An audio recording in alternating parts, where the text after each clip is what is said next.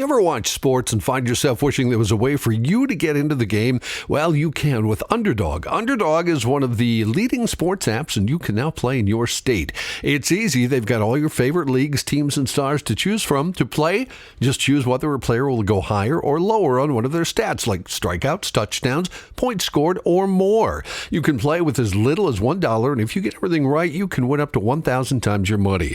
This week on Underdog, I'm looking at baseball, thinking Aaron Judge can go higher in hitting some home runs.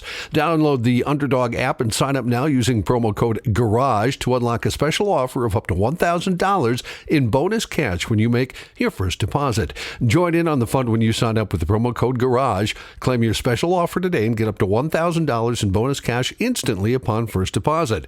Must be 18 plus, 19 plus in Alabama and Nebraska, 19 plus in Colorado for some games, 21 plus in Massachusetts and Arizona, and present in a state where Underdog Fantasy operates. Terms apply. Concerned with your play? Call 1-800-GAMBLER or visit www.ncpgambling.org. In Arizona, call 1-800-NEXT-STEP or text NEXT STEP to 53342. In New York, call the 24/7 Hope line at 1-877-8-HOPE-NY or text HOPE-NY. Craving your next action-packed adventure? Audible delivers thrills of every kind on your command, like Project Hail Mary by Andy Weir, where a lone astronaut must save humanity from extinction, narrated with stunning intensity by Ray Porter. From electrifying suspense and daring quest to spine-tingling horror and romance in far-off realms, unleash your adventurous side with gripping titles that'll keep you guessing. Discover exclusive Audible originals, hotly anticipated new releases, and must-listen bestsellers that hook you from the first minute. Because Audible knows there's no greater thrill than the one that speaks to you. Discover what lies beyond the edge of your seat. Start your free 30-day trial at audible.com/WonderyUS. That's audible.com/WonderyUS. Hail the flashlight king. And now, from the mayor's office above the boathouse on the east shore of Spoon Lake, it's Garage Logic with Chris Reavers manning Technology Corner, Kenny Olson from the Krabby Coffee Shop, John Haidt in the newsroom, and of course, the Rookie. Here is your Flashlight King, Fireworks Commissioner, and the Keeper of Common Sense, your Mayor, Joe Souchere. It's Reavers here in the GL Podcast Studios with a one-off best of Garage Logic. And I was on my way in today driving, and I was thinking about the word change and how some things change and yet they stay the same. But just a couple of years ago, how different things can be than they are on a day like today. And I started to think about an interview that Joe had. Let's see, this was February 22nd of 2019. We were still not quite a year into being strictly in podcast format. And we were tipped off by a GLer, a supportive GLer, who had a connection to Pinal County, Arizona Sheriff Mark Lamb, talking about the border situation down in Arizona. This is 2019, ladies and gentlemen. And I wanted to re-listen to this interview selfishly. But how much things have changed in just, 4 years, essentially, 4.5 years. And that's the theme of the day in Garage Logic is the word change. So I want you to listen to this with a fresh set of ears. If you haven't heard this already, it was an eye-opening conversation from a guy who is at the eye of the storm. And this just in, border security has been a topic of conversation around the country. So I wanted to re-listen to this, and I hope you enjoy this conversation with Joe and Arizona Sheriff Mark Lamb right here in the best of Garage Logic. All right, this is where the magic happens. Garage Logic Podcast 104. Feb 22, 2019. 22 below in 1873 on this day and 62 degrees in 2017. I don't remember that. That's only 2 years ago. Yeah, that's what the temperature was 2 years ago. And now, from the mayor's office above the boathouse on the east shore of Spoon Lake. Snowing in L.A. Garage Logic with Rookie on production, Chris Reavers, director of social media, John Haidt in the newsroom, and occasionally Kenny from the Krabby Coffee Shop. Here is your Flashlight King, Fireworks Commissioner, and Keeper of Common Sense, your Mayor, Joe Souchere. We received an email from a listener, Dennis Wolf. Isn't that correct, Reeves? He nodded. For the record, Chris nodded. Did he? Yeah, I'm trying to pick up the phone. Sorry. Well, yes, Dennis. This fellow was vacationing in Arizona, and he was watching the local news about the drug influx into the country. He included a link to the story for us, and it features Pinal County Sheriff Mark Lamb. And it turns out that Sheriff Mark Lamb is Dennis Wolf's friend's son-in-law. Everybody got that? Okay. So it's Dennis Wolf's buddy. Buddy has a daughter married to Mark Lamb, and Dennis said, "I can get him to join you," and we're going to do that momentarily. And he's in the middle of drug enforcement work in Arizona. Sheriff Mark Lamb, is it Pinal County? Is that how I pronounce it? Yeah, Pinal County. Pinal County. And Sheriff, we were alerted to you by a buddy, and you are maybe could give us an eyewitness account of what we see in the news every day. You're actively involved in attempting to stop the influx of drugs into this country, correct? Yeah, I was going to say, I don't know that I can give you a good look at what's happening in the news because who knows what they report. Well, that's true. I can tell you that, this is, as far as border security, this has been a hot topic in the country. And we as sheriffs have really been vocal about it, especially down here on the southwest border, because this is something that we deal with every day. And what we don't stop, people think that it stays in the southwest. Well, it doesn't. Mm-hmm. I'm going to tell you right now that the majority that comes into this country, and if right now we're seeing about 40% of all illegal drugs coming in through the borders of Arizona. Wow. that come into this country. So what lands in Minnesota and Nebraska and the Carolinas, we feel a real responsibility to try to stop that before it gets out into the country. Well, let's get this established right off the bat. I'm going to take a wild guess and assume you're a proponent of a wall, or am I incorrect? I am a proponent of the wall. I am a proponent of border security. Mm-hmm. I think that the wall is a key piece of it, but it's not the end-all, be-all, fix-all.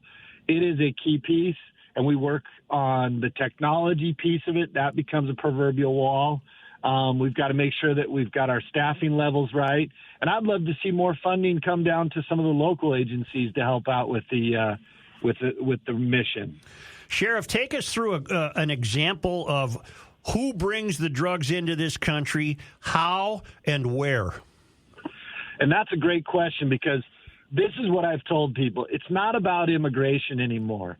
This is about drug trafficking and human trafficking into this country. It almost always has a nexus to those two things. We have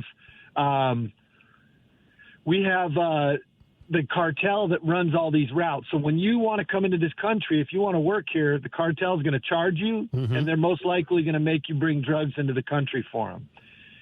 And the women are paying by, they're raping the women. They're using children as pawns in this whole thing. What we see is, I'm not a border county. I'm about 70 miles off the border, but on the south end of my county is a large Indian reservation. And there's only a 3-strand barbed wire fence, and in some places there's no fence. They can just walk across and walk right into our country, and it's about a 6-day hike up to the I-8 interstate, which connects up to the I-10. Let me take you back to the cartel. So if you're a bad guy in Mexico and you want to get into this country illegally, you have to literally pass through the cartel's territory? Yeah, you've got to pay the cartel. Cartel catches you and you didn't pay, you got big problems. Well, what if in other words, the cartel is going to determine whether I can walk past them or not? The cartel is going to determine whether you can use that route to get into this country. You used to find guys that still knew a way to get in here, and they didn't do it through the cartel. But see, the cartel is a billion-dollar business, and they realize that there's just as much money, if not more money, in people than drugs. Mm-hmm. And so and that's a free transportation system. Not only is it free, the people are paying the cartel for their transportation system. How does the cartel get paid back?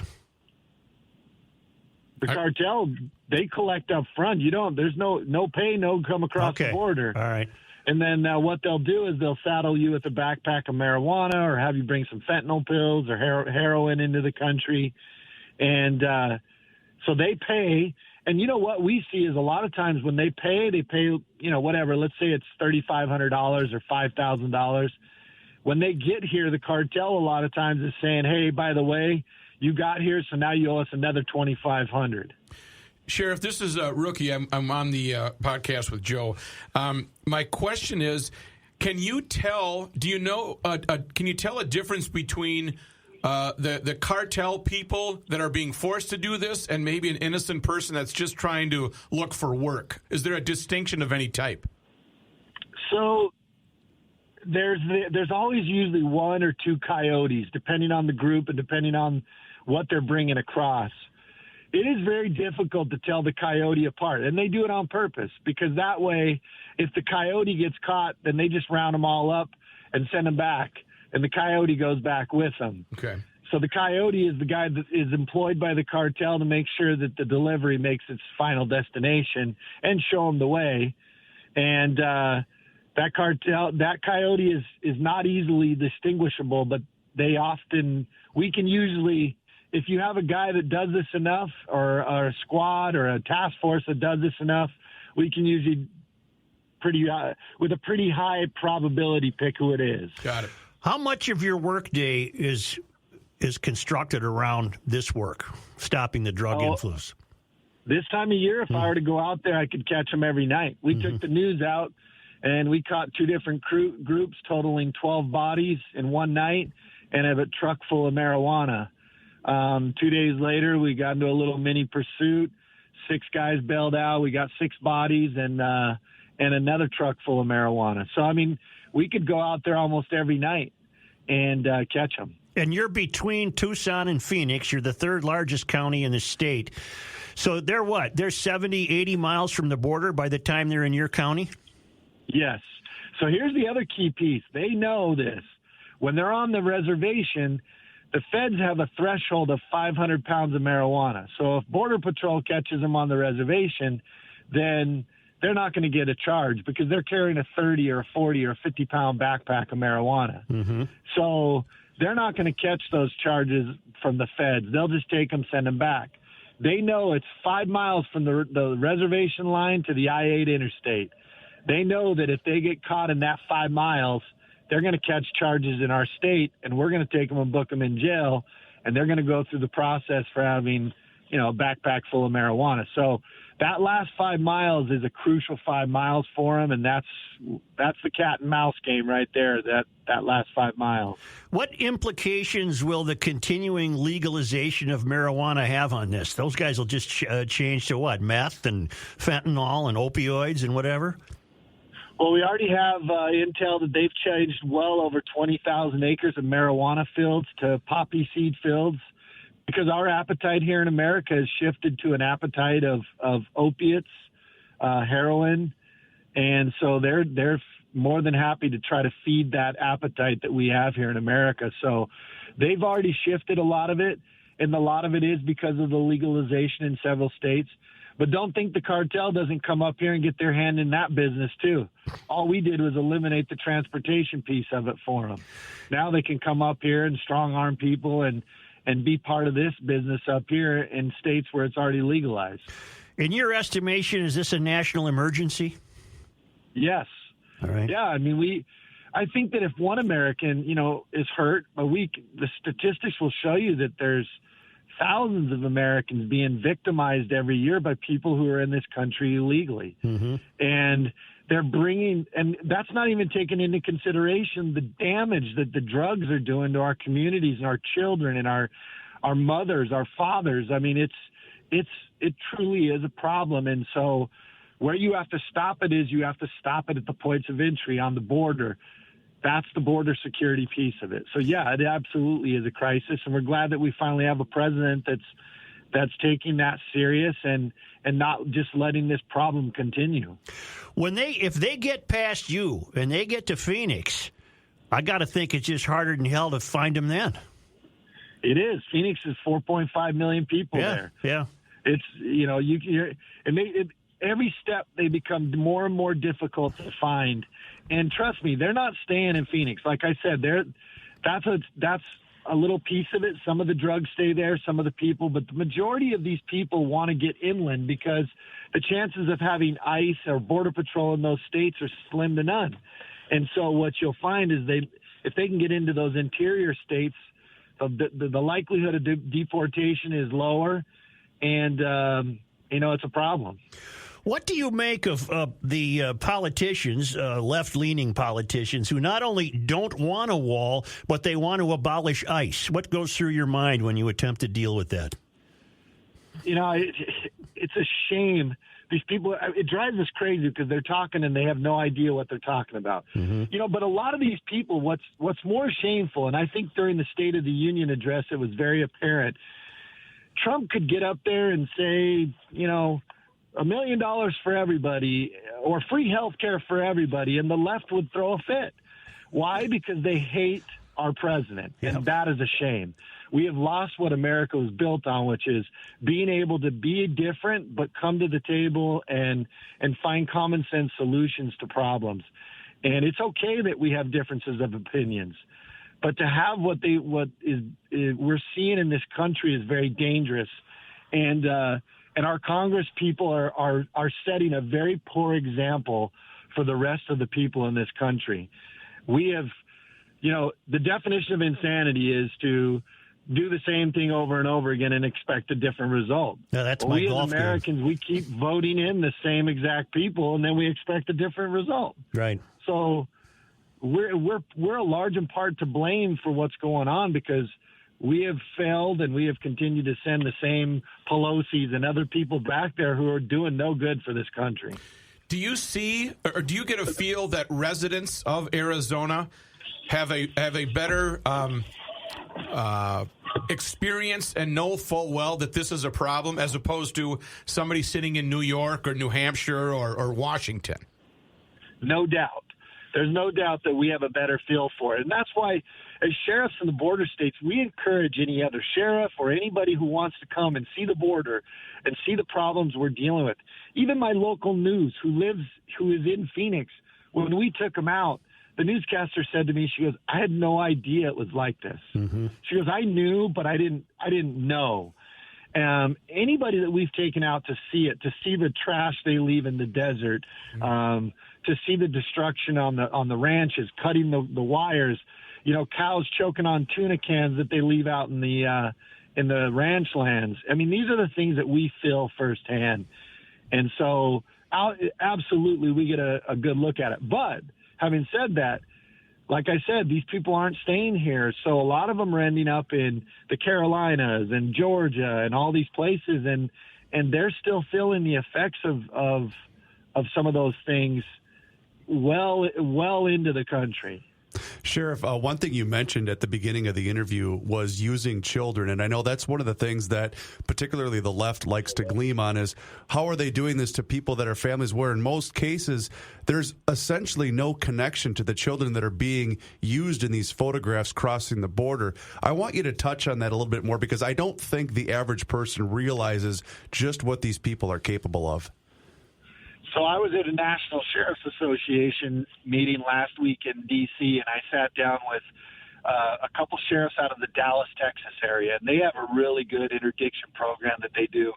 Well, they were telling me that 3 times now in the last few months, they have pulled cars over with children in the back seat that have no idea who the people in the front seat are. Oh. And those people in the front seat have no idea who those children are. They are playing on our emotions here in America. They know that our sentiment is this has become a very strong point for the left to push this children thing, but don't think that the cartel doesn't turn around and use that against us, and they absolutely do. We have a lot of intel where they get across the border and then they're just leaving these children on the other side of the border. The cartel will pay a family to allow them to use their child to get people across. This is a business, and the quicker Americans start to understand that the cartel is making billions of dollars off of this and exploiting our public sentiment, the better off we'll be. How dangerous is this work for you and your people? anytime you're dealing with somebody who's bringing drugs into the country, or who just paid $5,000 to get here, his whole life savings, and now the police officer's behind him, trying to pull him over, it's dangerous. Mm-hmm. It's very dangerous. You know, we have people. I've seen pictures of guys with AK-47s and horses and coming across our borders. We've recovered several guns. You know, we have people that the cartel will put scouts in the mountaintops to make sure that they protect the loads from both law enforcement and RIP crews. So very dangerous. It's always very dangerous. Anytime you're trying to stop somebody from bringing either illegal drugs or humans into this country, it's dangerous. We just elected a state attorney general here in Minnesota, a guy named Keith Ellison, and he's a leading proponent of suing to stop the building of the wall. I wish you could address these kinds. I wish you could address these people and make them understand what it's like when you're actually there on the ground. You know, and they'll find some obscure statistic. I was in a group last night, and there was both parties, and majority of the people understand that. But I had one gentleman who's not, and he said, look, statistics show that crime is low in the border cities. Well, of course, because they don't stay there. That's not where they're staying. So the opposition can always find statistics that support what they want to say. But the actuality is you have over 3,000 sheriffs that delivered a letter to the president. I was there at the White House saying, we support ICE. We need border security.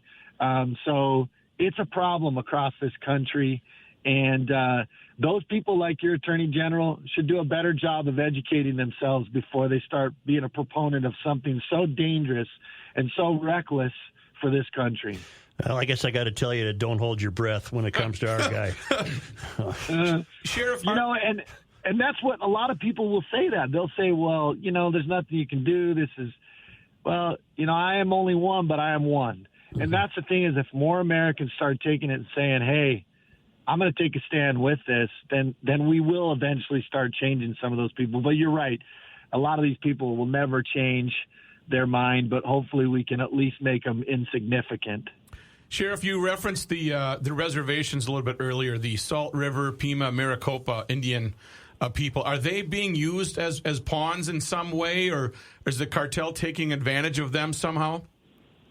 So that reservation is where I started my career, but that's not the reservation. That's the south end of our county. Okay.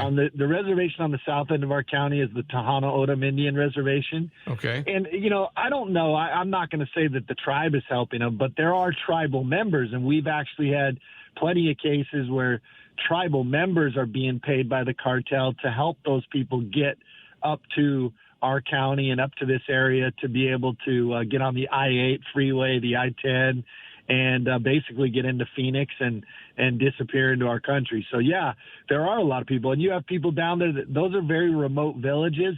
If the cartel comes in and says, hey, I'll give you $5,000 to bring these 5 people up to the county line, yeah, there's a lot of people that are going to do that. Help me understand something. In Nogales, is there a formal checkpoint where you could legally apply to come into the country? Yeah, Nogales is one of the checkpoints. Nogales is a very unique city because it's like on the American side, it's like 30,000 people, but it's like 500,000 people on the Mexican side. Right. And that city has always had a very ebb and flow of people coming in and that work in Nogales or on the U.S. side, and then go home to Mexico at night. And so that one is there's still a lot of drugs coming across the ports, but how that community interacts is very different because of, you know, they work together. That's where the case with a lot of border counties or border cities. Where we struggle with it is the cities more as you get further and further in the interior. Well, what you're struggling with are the guys scurrying across the desert on foot, no barriers. They're just flooding in. Yeah. Well, we do that, and then we have the I-8, I-10 interchange. Mm-hmm. And we have interdiction units. We recovered 17 pounds of meth the other day. We recover cash all the time. We have guys out there stopping people every day, and these are obviously vehicles that are coming through the ports of entry. Not only that, they're coming through at, like out in Texas.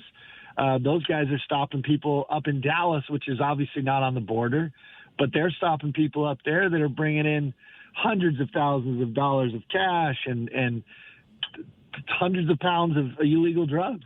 Man, you got your work cut out for you, sir. We do. We definitely do. But, we do our part. We keep pushing on. And I can tell you, I say this again, whether you like the president or not, he has been very supportive to law enforcement, and it's much appreciated. And the President Trump has been very supportive on this issue of protecting our borders. And I wish that all the people knew what a great impact that it will have on the country if they would just allow us to do what we need to do. Sheriff Mark Lamb, thank you very much. I hope we can stay in touch in the future. Absolutely. Give me a call anytime. And I appreciate you guys taking the time to talk to somebody who's down here on the front lines and dealing with it, because that's what more people need to do, is understand the real impact that it has. All right, Sheriff Mark Lamb, thank you very much. Good luck. Thank you. All right. God bless. Have a good one. Yeah, you bet. He is a constitutional conservative. I can't get over his job every day. The desperation of the people that it's bad enough if you're in St. Paul or downtown, but to have that threat hanging over you every time you're pulling someone over, I couldn't do it. Keep this in mind. He also said that he's 70 miles north of the They're border? about 75. He's between, that county is between Tucson and Phoenix. And folks, that county is the size of the state of Connecticut. Right. It's the third largest county in Arizona. Good Lord. He's got a lot of territory to cover. Well, and I think... But doesn't that give you a different view of what's taking place? It does, and that's why I wanted to ask the question about children, because I know you're not a social media guy, Joe, but when you look at this, the people that are always crying and whining about how can they separate the folks, wake up. They are using kids as pawns in this game. He looks like a sheriff from Arizona, doesn't he? I do whatever he tells me to do. I put my hands up. I'm going to say yes, sir. When I talked to him yesterday... He's about the size of a beer keg. Right. He's a big boy. When I talked to him yesterday, I spent 90 seconds with him. Oh, my God, he's going to be fantastic. Yeah. Got the cowboy hat going. Oh, man. Yeah. Godspeed to you, sir. All right, thank you. We'll be back. You know, the investment game can be awfully tricky, especially in these volatile times. And that's why you need the best and also somebody that you can trust. And that's why I rely on Josh Arnold. We know him as Mr. Money Talk around these parts. And he's here for you. So give him a call today for that free 48-minute, no-obligation consultation by dialing 952-925-5608. 952-925-5608. Josh has been at this a long time with a track record of success, and he's here to help you. So give him a call today. No obligation. That's right. No obligation. It's absolutely free. 952-925-5608. And tell him you heard about him here on the Garage Logic podcast. Investment services offered by Josh Arnold Investment Consultant, LLC, a security investment advisor. Past performance is no guarantee of future results. All investments involve risk. All comments and opinions are Josh Arnold's and do not constitute investment advice. Chris Reavers is a paid endorser. Not a Garage Logic town council member? Here's what you're missing. It's Grant's birthday, so we need to wish Grant a birthday. Happy birthday. Grant produces Lori and Julia down the hall. I don't know Grant. Grant is the kid. And I don't give a that it's his birthday. Yeah, why do I have to do that? Well, no, Rocco's putting together something. Tell Grant to kiss my big fat butt. That's his birthday wish. Grant, kiss it. Hey, Grant, if I knew who you were, I'd wish you a happy birthday. Grant had you sign that really cool microphone. BFD. Grant's a good fella. Grant's one of the nicest kids in the building. He really is, and he's a huge why I don't fan like of the you, show. Grant. You're way too nice. Go behind the scenes of Garage Logic with unfiltered audio and video access, invites to exclusive events, an emailed newsletter from the mayor himself, and more by signing up at GarageLogic.com. You'll learn more here by accident than elsewhere by design. Here's Joe Souchere. Thank you to Sheriff Mark Lamb. I'm gonna enjoy talking to him again. How's that sound? Oh, that number's getting saved. I'd save that number. All right. Just a minute. Stacy weighed in, the geologist. Mother's really rumbling down in Peru. Mother is rumbling down in It was Peru. over, was it 7.5? I think it was a 7.5 on the Richter scale. All right. Isn't it nice that we have our own personal geologist?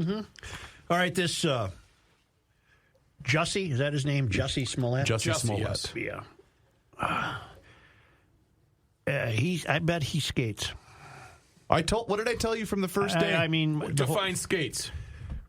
Well, he's going to be charged with a felony, and I bet he will not serve any time. He will not spend a second behind bars. What about his career? That's in trouble. He's already been. They already probably wrote let him him go. off. I think they're writing him they off already the wrote him show. off the show. And that's about all he had going for him. Here's the problem. Check this out. His sympathizers will go to a default position and say, well, just because this didn't happen, it certainly could have. Oh, God. Because he will be portrayed as a likely candidate for this supposed hatred. Because he's black and he's gay and he doesn't like Trump. He's pictured with a very inelegant T-shirt on the Drudge Report today with a profanity Trump. Yeah, he really went after the president prior to this non-attack. But the Mysterians will say that he was entirely justified in attempting to portray himself as this put-upon victim. That he's entirely justified because he's a marginalized citizen. I personally don't believe he is. He was a successful actor or whatever the hell he was. Meaning he had a tough life because he may have been gay, well, because African American. He's black and gay. The default position will be that he is deserving of our sympathy, and that he didn't realize that he was going to bring about so much trouble. John Cass of the Chicago Tribune had a great piece today. He was livid, Cass was, that Chicago used 22 detectives on this case. And it was Cass's point that from the time Smollett set up this fake attack, 18 murders occurred in Chicago. And it was Cass's point that we couldn't afford 22 detectives for this fruitcake, basically, is what he was saying. But I predict that some great accommodations will be made for him, and his lawyers are already sowing the seeds of poor police work and a rush to judgment. The rush to judgment was by the left. Right. The rush to judgment was this absolutely did happen. There were people who needed this to happen because it corroborates their worldview. Cass had another great point. He's a good columnist. We're going to call him sometime. Boy, wouldn't you love to? Well, you guys didn't read him. You're too young. I would love to have known what Mike Royko would have said about this stuff. Cass had another great point. We're not a hateful country. There are isolated instances of hatred. Yes. But we're a pretty good country. And what the left keeps selling is that we're horrid. The left keeps selling the idea that we're horrid. The left could not glom onto this case fast enough to embrace him and to say, I'm sorry for you, and on and on and on and on. It didn't happen, and they were acting that way. It didn't even happen. And as Charles Barkley has said, oh, man, you're going to commit a crime. Don't write a check. Barkley, I love Barkley. I wish he'd run for president. It's terrible. Don't write a check. Oh, you got to get rid of the paper trail. Yeah, but and they have a check that he wrote to these two guys. Oh my God. $3,500. Here you go. This is your paper trail. My point being that among the things abandoned to bring about the mystery are standards. And if you meet the template of the mystery, if you can be identified somehow as marginalized, victimized, either by your race or your sexuality or your gender or whatever, then there are no standards. Standards are for other people. And Mysterians have successfully or are successfully wiping out the standards.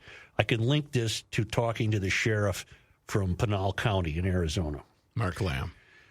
You have people in this country that see the wall as an example of American privilege and authority, and it's unfair to people to erect a wall. And Trump is seen as this horrible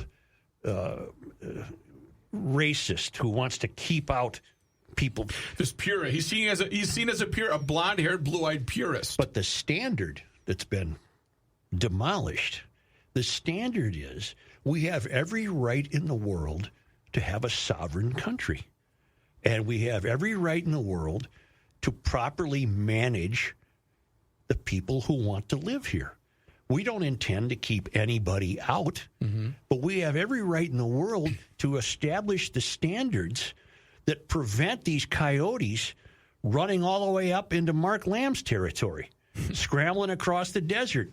Are they desperate human beings? Absolutely. But let's funnel them to the correct way to get into the country. We're going to get you some help here. Here's the way you do it. Wouldn't that go a long way also into putting these cartels out of business? You know, I had a really troubling and deep thought when he mentioned that. It's very troubling to me that you've had a deep thought. Are you sure? Let's decide. With the amount, he called it a $1 billion industry. Oh, at least.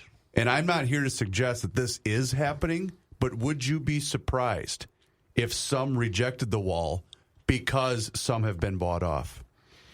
No, nothing surprises me anymore. And that's the thought I had. Yeah. It would not surprise me if that's why some of these politicians are against the idea of having a wall. If Smollett, Jersey, will you foghorn that first name of this knucklehead? Had a deep thought. Jesse. Was it nice? It was deep. It was okay. It was a deep thought.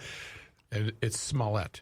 If Smollett can be defended by the Mysterians, and I predict he will be, because he fits the template of a marginalized victim of society, then can you imagine that the Mysterians are easily able to apply that to these people who want to come into the country?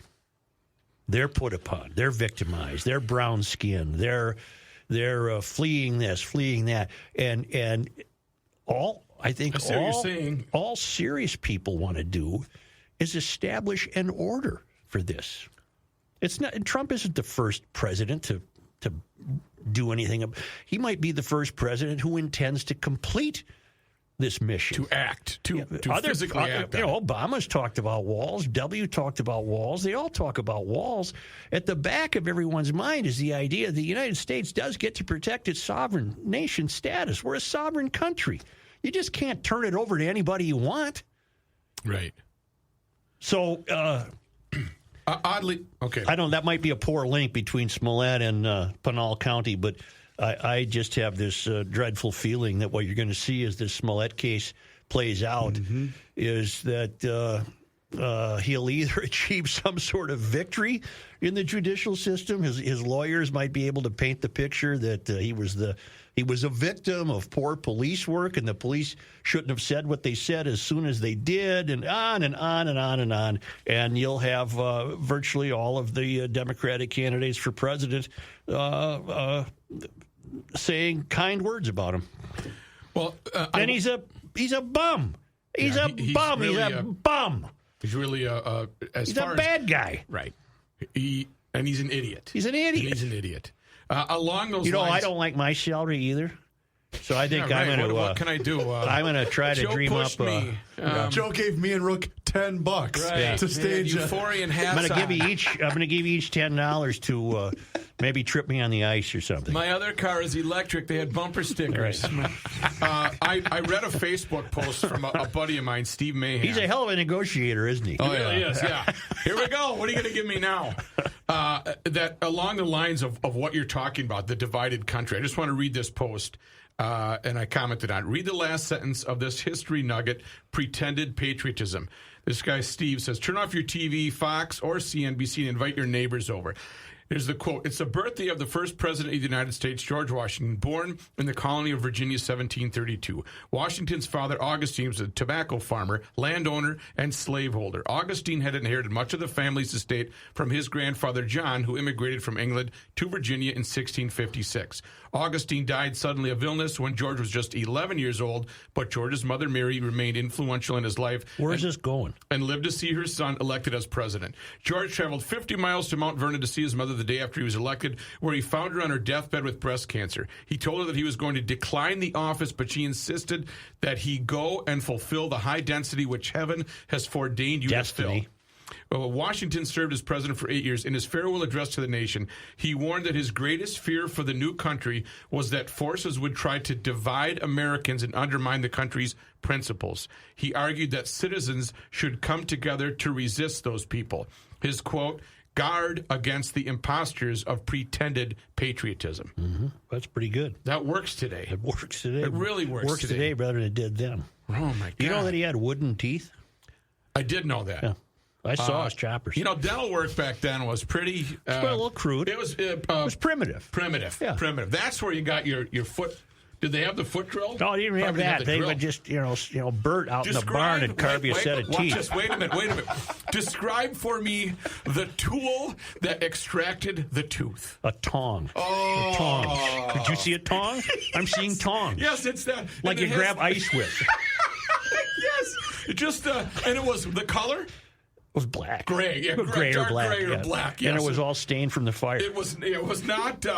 It was not silver, and it didn't look like it was clean. No, and what was the anesthetic? The anesthetic was a shot of bourbon. Hooch. Hooch. You had to have hooch. Take a shot of this. And then we'll they fit you for the new wooden teeth. By the way, we got home yesterday. Who's we? The kid. Wednesday night. Wednesday. He asked his Mom, what are British teeth? Yes, of course. I gave the kid some grief because he's missing some teeth. He's missing like 4 choppers in the top row. Anything new from Dylan? Bob? Monday, brah. Johnny Hyde's going to bring in some new Dylan Hyde bumper music. Not funny to say Bob. Not funny. There is new things from Bob Dylan, though. His kitchen sink. No. I saw his that. bathroom sink? Oh, was it up to $4,000? Emailer Jason says, check out this example of power washing. God, I hate power washing. You love it, though. I don't hate it. Provides material for the show. A tweet from the Marketing Analytics Center at Emory University in Atlanta has gone viral. In the hockey world, of all places. Power washing in the hockey world. It can't possibly. Hockey is just hockey, and that's what it is. No, the students at Emory believe the Nashville Predators should change their name to the Sabercats. Okay. Mm-hmm. What did I tell you the other day? About the Edmonton Oilers. Yeah. The Oilers are going to be, because their fossil fuel is going to have to be changed. Now this from the Predators. How many times? Can I finish the story? Yeah, okay. You getting a little worked up? Yeah. Got it. I'll be over here. You leave getting the worked up part to me. Okay. All right? Yeah, I'm going to be over I'll here. get worked Yep, up. I didn't have lunch. I'm going to get worked up. Some students are suggesting that the club changes their name to Sabercats to get away from the stigma of the word predator. Unheard of. It meets my definition of power washing. Yes. Because I never once associated the name with the act of human predatory behavior. Now it's power washed. Now these dark minds want me to see the name and only believe that it refers to, obviously what they're intimating is what? Sexual predation. Yes. What did you, prior to reading this in your mind? Isn't there logo, call up their logo? Isn't it a claw or something? I just thought no. It's a cat's some kind of animal with the big teeth sticking out. Yeah. Well, my point being, power washers ruin life for people. We're calling up the Predators. It's some kind of animal with fangs or something, isn't it? I mean, don't get me going on sports names. There aren't very many good names for teams. No. Especially I could count them on one hand. The new ones are all just... And I don't like Wild. I never did. No, it's a dumb name. The Predators just beat a pretty beat-up L.A. Kings club, 2-1. Students suggest rebranding NHL's Nashville Predators to the SaberCats to get away from the stigmas associated with the word predator. Rebranding is common in sports, but the reactions to this particular idea were primarily negative. After facing backlash from fans, one of the students in the group defended their project. Actually curious, are you seriously offended by the use of the word predator, or do you pretend to be for the sake of the project? The assumption that we actually offend at all, I think, is what drives most people. Replies here, this is a student. But this fulfills a proper definition of power washing. When you have taken something that no one was associating with predatory behavior, and you stigmatize the word, that's power washing. You've taken something innocent, and how long? You know what though? Isn't it funny? I'm going to make a link. The left doesn't care about the Devils. Oh, good point. Ooh, yeah. Huh? But they'd care. Well, they don't care about the Saints either, in fairness. So I guess Saints and Devils is okay. Angels. Yeah. I'm surprised, though, that Saints and Angels are not facing scrutiny. What was the Seinfeld bit? I don't know. That's a long time ago. Where he was dressed up as the devil, Elaine's boyfriend. I'm not recalling. Anyway, they were trying to change the name because someone was petrified about the name Devils. That's what I'm picturing now. The franchise held a vote with the fans to choose a team name. 3 candidates were chosen from the Ice Tigers, Fury, and Attack. Another choice, Predators, was added to the vote. Predators won the vote, and they're boom. Ice Tigers. There's a lot of lousy names in sports.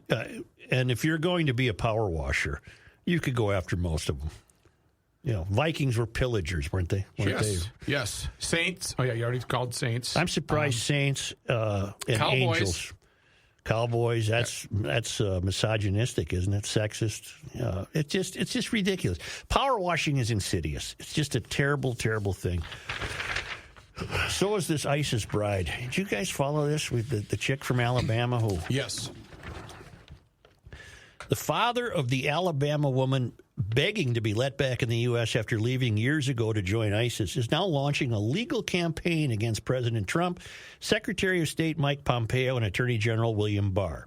Attorneys from the Constitutional Law Center for Muslims in America have filed a lawsuit on behalf of Ahmed Ali Muthana, arguing his daughter, Hoda, and her 18-month-old son should be allowed to return to America, and her citizenship, which the U.S. government disputes, should be recognized. The suit also seeks a judgment that Muthana's father is entitled to send his daughter money to ensure the survival of his daughter and grandson and enable them safe passage home without subjecting himself to criminal liability. Muthana currently is living in a refugee camp in northeast Syria, and she is willing to pay whatever debt she has to society, even if it means serving a lengthy prison sentence, her family's lawyer told Fox News Thursday. Not me. I say stay there, lady. That's enough punishment. No, you made your choice. You stay there. I have many predictions about this, by the way, along the lines of... I don't think I'm going to like one of them. Along the lines of Jersey Smollett. In 2015... Muthana allegedly operated a Twitter account that on at least one occasion tried to incite Americans to commit acts of violence on national holidays. Pompeo, though, has said Muthana is not an American citizen, and Trump has vowed not to let her back into the country. In Ms. Muthana's words, she recognizes that she has ruined her own life, but she does not want to ruin the life of her young child. The attorneys who filed the lawsuit in U.S. District Court for the District of Columbia told AL.com in a statement, citizenship is a core right under the Constitution, and once recognized should not be able to be unilaterally revoked by tweet, no matter how egregious the conduct may be. BS. You wanted to kill everybody, a word I can't say? I can. It's a podcast. No. The hell I can't. Zuhdi Jasser, the founder and president of the American Islamic Forum for Democracy, a group that describes itself as a Muslim-led organization working on the front lines for reform at all levels of the Muslim community, told Fox News the government shouldn't even bother with Muthana. She became, good for this guy. Right. She became not only a terrorist, she became an enemy of our country. And if she did believe in the citizenship oath, she abandoned it and actually violated it and became an enemy combatant, he said on America's Newsroom. That's from Zuhdi Jasser, the founder and president of American Islamic Forum for Democracy. Good for him. Right. Now my predictions. Is Pat already available? Yeah, he had to come in a couple minutes What are you early. showing me, Rook? I can't see it. I got a lot on my mind. Okay, well, play the theme for Patrick. Then I'll get back to this. Breaking news on Jesse Smollett. Patrick's take. It's Jersey. Jersey. I know it ain't Jesse. Hey, Pat. My take is, who is he? Yeah. Pat, how about that Robert? A lot about him, but I don't know who he is. Pat, how about that Robert Kraft? Yep, it's good. Yeah, he's got $1 billion. Yep. He got numerous $1 billion. Mm-hmm. And he's going to a massage parlor where it costs either $59 or the $79 for the super special. If he's really, I know he's a widower now and blah, blah, blah, but why doesn't he fly in a hooker on a private plane from Vegas for about $10,000? Right. Or go get a date. Go to a senior center and get a date. Yeah, he could get a date. He could definitely get a date. And he probably wouldn't have to go to the senior center. He could just go up and show him his life savings. I think he'd be fine. Did you and I, correct me, I can't recall, did you and I discuss the Kuchar caddy problem? Yes, we did. We did, okay. We badmouthed him properly. Yeah, all right. 8 minutes there. All right. I just this is worse, by the way. This is worse than, a low ball at your caddy. This is worse. That being so damn cheap that you go to the Oasis, where, by the way, it's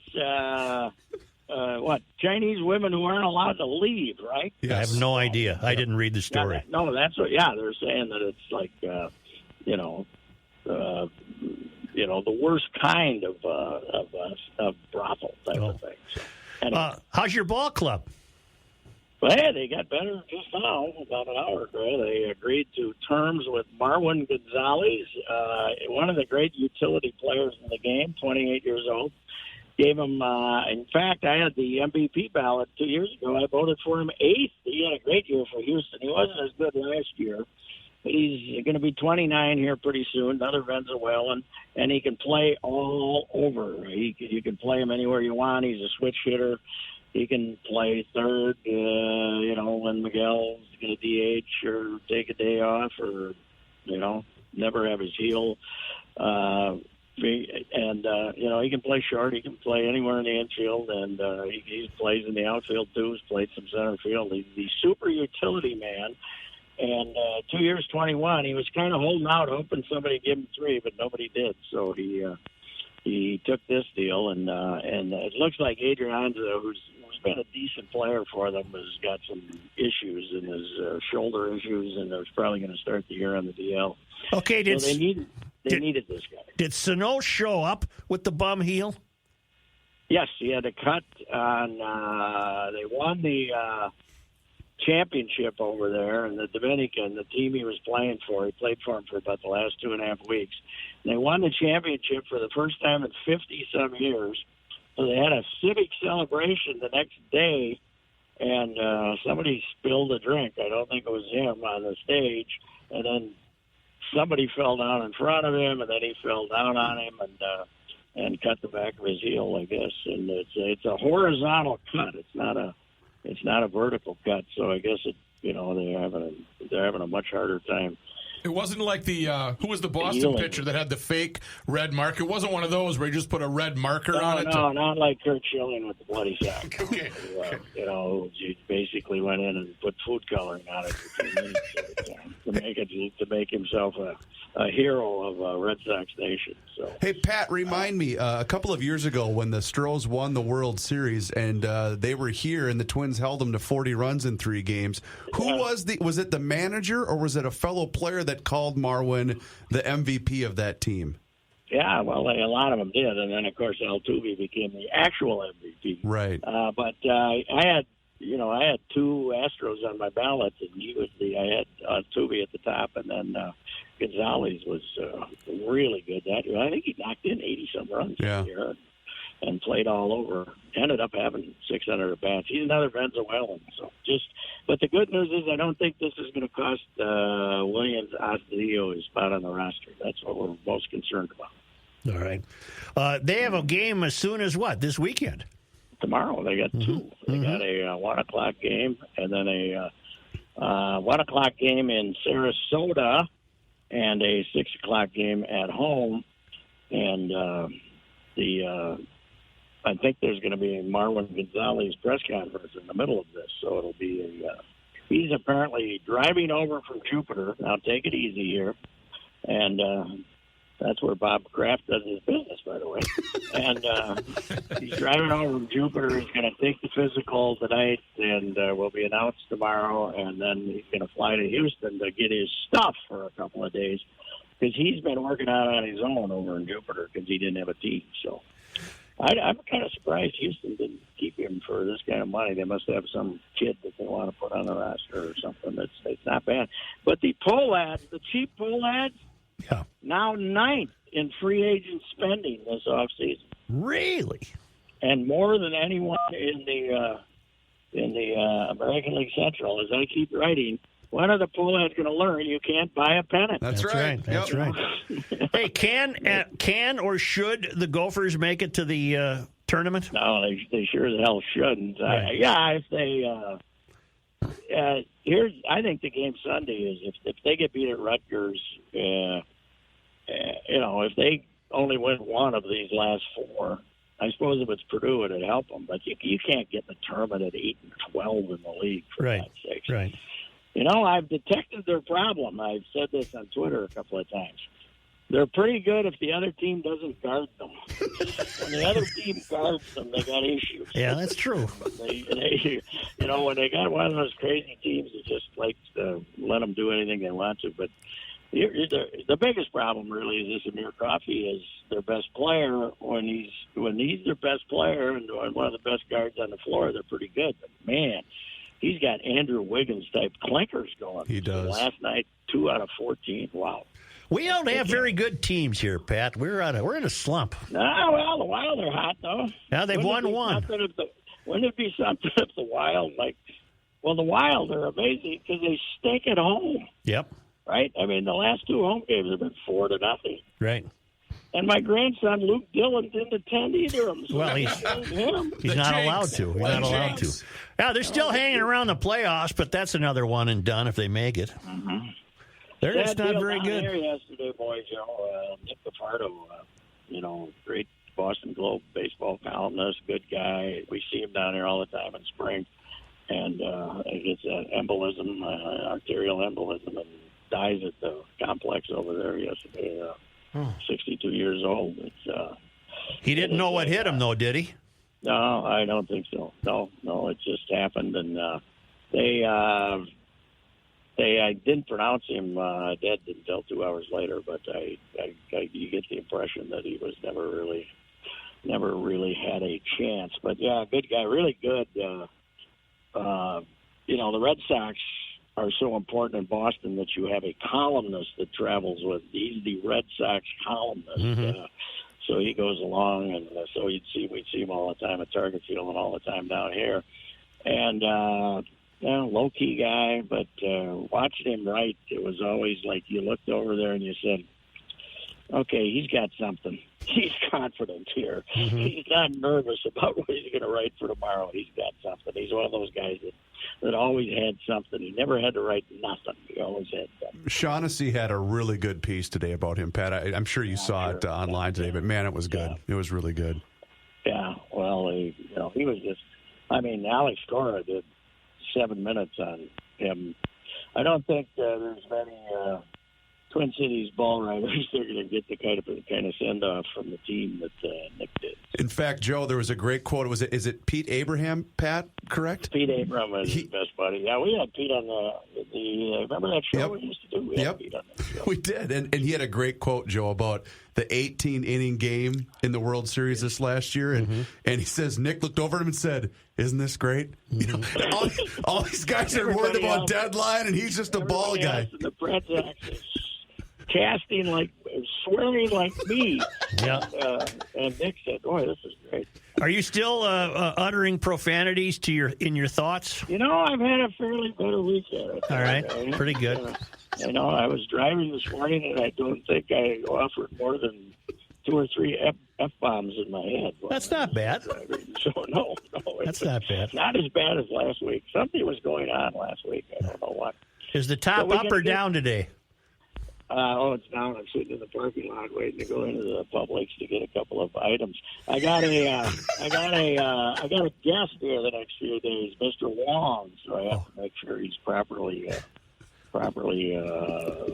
nourished if he wants to be. I picture you going into Publix and saying, "Where is the butcher? Where's the bleeping Chinese food?" Is the DA down there? She went home. She's coming back in a week or so. But here's a good one. She calls me yesterday, and the snowplow guy hasn't shown up, and she's got to get out of the garage. Yeah. And I said, well, she says, you got to get somebody to plow. I said, well, our neighbor who I could get, he moved. I don't have him. I don't have anybody else in the neighborhood, and I'm at Fort Myers. Well, they visit earlier. Well, don't you have a guy? Yeah, but he didn't show up. I don't know what the hell was going on. He was running. She had an emergency. She had to go to the store. But, so I did call somebody, and I got this place, and they were there within an hour, and they plowed her out, but it cost me $100. Wow. White gold. Usually costs $35. White gold. Yeah, Rook, don't you wish you were in the snowplow business this month? I sure wish I was this month. It would be nonstop action. And then, of course, I would come in and Joe would say, "You plowed last night, didn't you?" How can you tell? You're asleep at the board again. Hey, why are we going to get 8-9 inches this weekend? No, not that much, but 50-mile-an-hour wind gusts. Oh, that'll do it. Sure is. Hey, by the way, what's the date today? 22nd. 22nd. Okay, we got 6 days in February. And then we got 27 days. Then we got 27 days in March. So, Joe, we're less than 5 weeks from the opener. What are our odds of having a balmy day on March 28th? I'm not liking our chances. I'm serious. They open at home in March. Yes, March 28th. Well, there'll still be snowdrifts. Oh, yeah. Oh, for sure. They're going to have to get one of those jet airplanes in the stadium. They're going to land it in there. Yeah. Hey, Arnold, tell me, how are we going to get an airplane in that stadium? How are we going to get a jet airplane in that stadium? God, I miss Calvin. Yeah, I do too. Mm-hmm. He didn't. His analytics were, what's this guy going to cost me? You know what we saw there? We saw the last of the old-time owners. Oh, God, yes. Yep. He was a beauty. Mm-hmm. No All doubt, right, you no get doubt into about that. you get into Publix and load up on the Chinese food for one. All right, I probably just had another call from Alert, Senior Citizen Alert. They're driving me nuts. They're very worried I'm going to trip and fall, and they want to be able to have me have some mechanism attached to my forehead or something. Well, if you do go down, the worst thing of being 70, all these jackasses trying to sell you crap. Yeah, that's true. If you do go down, don't forget that there's a place down in Southwest Florida called the Wound Care Center. They advertise on television. The Wound Care Center. We've had numerous silver alerts here, by the way. Yeah. Where's Granddad? Always a 1997 caddy. Yep. With a box of Kleenex and a VFW hat on the back shelf. Poor bastards are out there lost. He's at the massage parlor. Why am I laughing? Kraft. I'm almost there. Yeah, wait a minute.